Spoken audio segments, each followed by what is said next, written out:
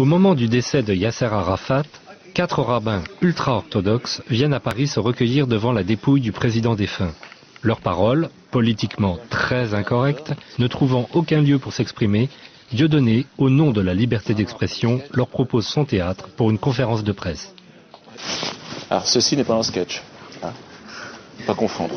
Quelques rares journalistes y assistent, pas un article n'a été publié. Nous avons le plaisir d'accueillir ici 4 rabbins extraordinaires qui représentent le mouvement Naturei Karta, les protecteurs de la cité, qui sont radicalement antisionistes et qui ont tout de suite accepté l'invitation de venir ici dans le théâtre de Dieudonné parce qu'ils savent que dans le monde entier, on essaye d'empêcher les gens de réfléchir et d'agir selon leur intuition, leur bonté, leur qualité spirituelle, en les accablant sous les accusations d'antisémitisme. Donc même sans connaître Dieudonné, ils étaient persuadés que c'était une accusation infondée. Et donc je pense qu'il y a beaucoup d'échanges qui peuvent avoir lieu entre toutes les sensibilités tellement variées que nous représentons. Étant donné la raison de ma présence parmi vous, je pense qu'avant d'aborder les sujets que je vais traiter, je me dois d'évoquer la mémoire du président Abou Ammar Yasser Arafat, qui était un homme exceptionnel, sortant de l'ordinaire. Pour le peuple juif, contrairement à la croyance populaire, c'était également une personne à l'esprit clair. Il avait une vision de l'avenir, une compréhension très profonde de ce qu'est vraiment le judaïsme et de ce qu'est le sionisme.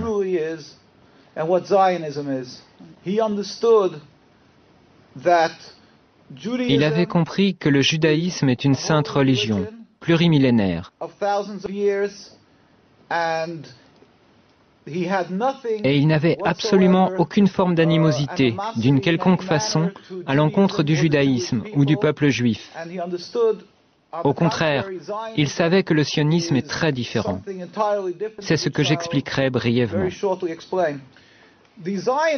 Les sionistes, bien entendu, le dépeignirent sous les traits d'un antisémite, comme ils le font de n'importe qui, en Europe ou ailleurs dans le monde, qui tenterait de se dresser contre l'État criminel d'Israël et contre les agissements criminels qui émanent de l'État d'Israël. Ils affirment de manière automatique que cet opposant est antisémite, afin d'étouffer son opposition en la faisant passer pour une lutte contre Dieu. Ils donnent à croire que toute personne qui s'oppose au sionisme et à Israël serait quelqu'un qui blasphémerait la Bible et nourrirait de la haine envers les Juifs. Maintenant, je vais vous expliquer brièvement ce qu'est le sionisme. Comme je vous l'ai dit, le judaïsme est une religion plurimillénaire. Elle remonte aux patriarches Abraham, Isaac et Jacob.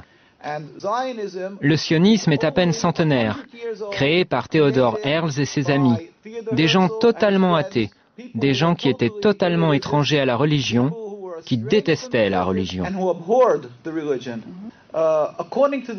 D'après la croyance juive, depuis la destruction du Temple il y a près de 2000 ans, c'est-à-dire depuis l'exil du peuple juif, Dieu a fait jurer au peuple juif de ne point tenter de retourner en masse sur la terre d'Israël.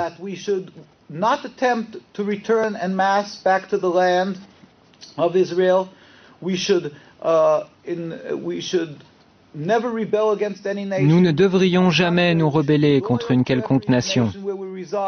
Et nous ne devrions jamais rien tenter afin de mettre un terme au décret exilique émanant de Dieu. Seul Dieu, sans la moindre intervention humaine, peut mettre un terme à cet exil. Et Dieu est très compatissant. Il regarde tous les peuples qu'il a créés, et donc le peuple juif parmi eux, dans l'exil. Et c'est quand il jugera le moment opportun qu'il mettra immédiatement un terme à l'exil. Il se produira alors une révolution métaphysique dans le monde. Le monde entier reconnaîtra qu'il n'y a qu'un seul Dieu, et il le servira, rassemblé dans l'harmonie et la paix. Nous n'utiliserons pas les armes, ni ne lancerons une offensive militaire pour convaincre les gens qu'il n'y a qu'un Dieu unique. Simplement, nous nous lèverons tous ensemble pour servir Dieu, ce à quoi un juif aspire, ce qu'il espère, ce pour quoi il prie. À l'époque, au début du sionisme, à ses prémices, les rabbins se sont insurgés unanimement. Ils protestaient disant « C'est un blasphème, c'est de la rébellion contre Dieu. Si cette idéologie est mise en application, nous en souffrirons terriblement. » Malheureusement, les sionistes ont réussi. Tout d'abord, ils voulurent aller en Ouganda. Là-bas, il y avait des terres vierges, mais ils comprirent que la nation juive ne les suivrait pas. Aussi se jouèrent-ils et abusèrent-ils des espoirs et des aspirations que pouvait entretenir tout juif à retourner à Jérusalem, et ils leur dirent « Nous sommes en train de vivre les prémices de la rédemption.